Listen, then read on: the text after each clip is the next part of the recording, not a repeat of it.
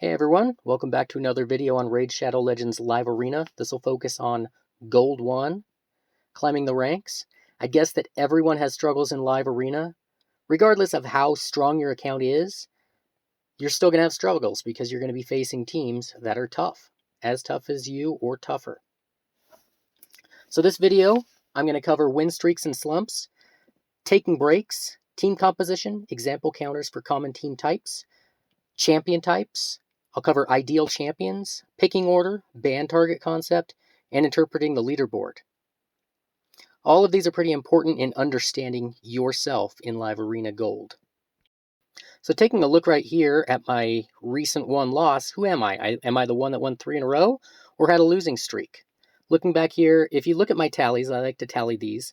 These are generally sets of 5 tokens. The pluses mean that I won the majority of the 5 tokens. The minus means I lost the majority of the 5 tokens. So you can see recently I have a lot of minuses up, so I've been on a losing streak. So as we take a look at the tiers, when I was in the Silver 1, Silver 2, I had kind of reached my peak of ranking. I'd reached around 1500, which was chaos. I had started losing a lot of fights and ended up dropping several point levels down from about 1500 to about 4000, and then picked it back up again. I climbed to Silver 3, I took another break, dropped to about rank 9000, and then I started playing again and got up to Silver 4. I fought through Silver 4 and hit Gold 1 at around rank 3500. When I hit Gold 1, I started flip-flopping back and forth between Silver 4 and Gold 1 because I just couldn't win in Gold 1. So I ended up taking another break, and I rebuilt my teams. And I dropped my ranking, and I was ready to start fighting again. So let's look at the types of champions. We generally have damagers and supporters. Within support, we have different types like protectors. The protectors that keep you alive. Then we have sets that act like protectors, like Bolster. Bolster gives the unstrippable shield to all allies. This is pretty good. Then we have Stone Skin. Stone Skin basically makes you unkillable except to bombs until you take a turn or 2 turns. Those sets help keep you alive. But then there are the elite damagers who have built-in passive skills that keep them alive. We have Taurus. Everyone knows Taurus. We have Rhodos. Rhodos has the skill where basically he can't be one-shot unless it's a multi-hitter. And once that happens, then he gets a turn. Then we have Harima. Harima reduces the ignore defense of you, and that makes her hard to kill. Then as kind of the secondary survivable champions, we have Leorius, who will put his passive unkillable on. We also have Candraphon, who, when they increase turn meter, he will put on his Veil, which then will protect him from some damage. Then there's the new free champion Wukong, who basically by respawning with full turn meter, after 3 turns after he's been killed, makes him one of those elite champions. So who are the elite protectors? Well, we have Nekret. Obviously, his protection is amazing. His passive of protecting 1 champion, and then he can immediately go in and protect a second one. We have UDK, who is the ultimate single target protector. There are ways around it, but he makes fights really frustrating, especially with pick and ban. Then we have other champions like Helicath. Helicath, if he's built in a support role, can really put up the block damage. Kind of in the next tier is Valkyrie.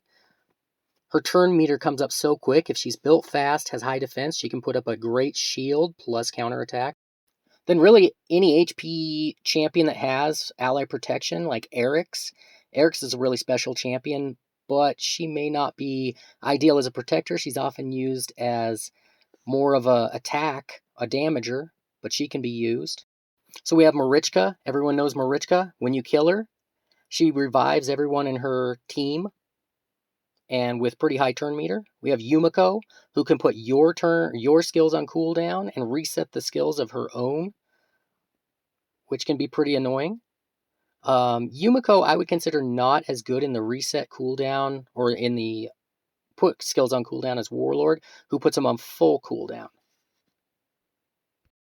We have Siphi, who puts up speed, increased defense, puts up block debuffs. Her revive's great. Sleeps, so a little bit of crowd control in the A1. She's just an amazing all-around support. For me, Siphi has become the #1 support. I don't have a Marichka. I don't have a Yumiko. And she tops Warlord. We've got Duchess. Duchess, her passive reduces damage from AoE attacks to her team. And then she puts up Perfect Veil, which also does additional AoE reduction. She buffs her team. She does a full revive, so she's pretty strong. So moving on to picking. So your first pick needs to be the champ you either don't want them to have or most want on your team. Normally it's support. Sometimes it'll be Taurus or Harima. For me, it's Siphi. She's fast, she's tanky, and she has a strong kit. Damagers often can go last unless you can't live without someone. So for me, Wukong ends up being the third pick. So here, I'll go Wukong, and I will go Warlord with my second and third picks.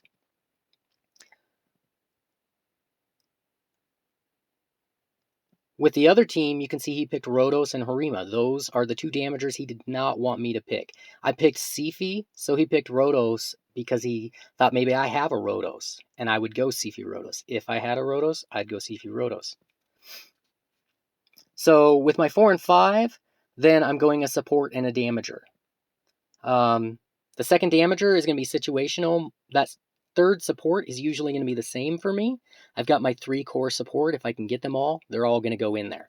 So for me, that's going to be Nekret, and that's going to be, in this situation, Errol. He counters both Harima and Rotos fairly well. As you can see, my nukers are kind of limited. So then, once you picked your team, who on your team is who you want to show as your ban target for them? For me, it's Warlord. I expect them, majority of the time, they're going to pick Warlord to ban. And here, I banned the Rotos. It's a tough team I'm going to face, but I hate Rotos, and they ban my Warlord. In my case, sometimes they're not going to ban my Warlord. So, let's look at this situation. I ban their Arbiter. They ban my Siphi, not my Warlord. They think Siphi is the biggest threat.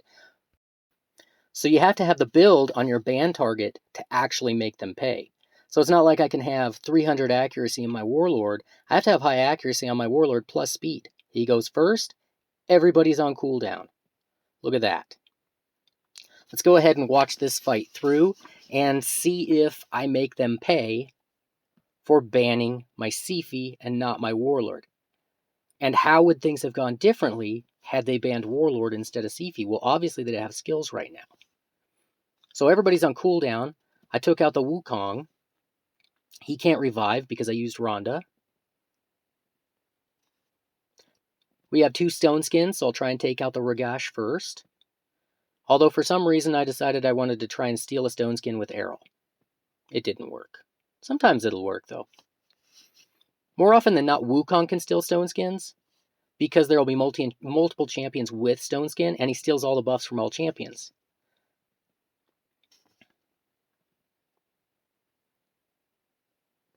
If I'd had Nekret in this fight, then that would have been a lot better for me. I have a hard time using UDK, but I've been trying to use him more often in place of Nekret. So I'm starting to work down the Ragash. This fight's looking pretty good to me, for me. The big thing is whether or not I can keep cooldowns off of Duchess, and I'm on track for that.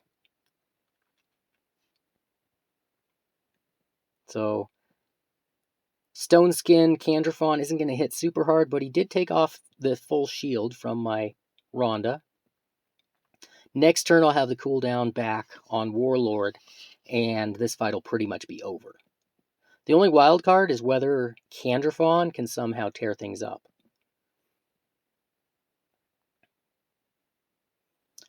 The AoE from Rhonda really didn't do much. I like to keep the AoE. I like to just use her as Seagull target because the AoE means that she can't have her turn meter reduced. So there we have it. Got the cooldowns back, took out the Candrafon. His Ragash almost took out my Ultimate Death Knight, but I'll take out the Ragash here. Cooldowns on Duchess, she gets 1 turn. She's got to take 3 more before she can revive. So all I got to do is finish off this fight. A lot of times they know that it's lost and they'll just exit out here, but this one's going to make me finish it off.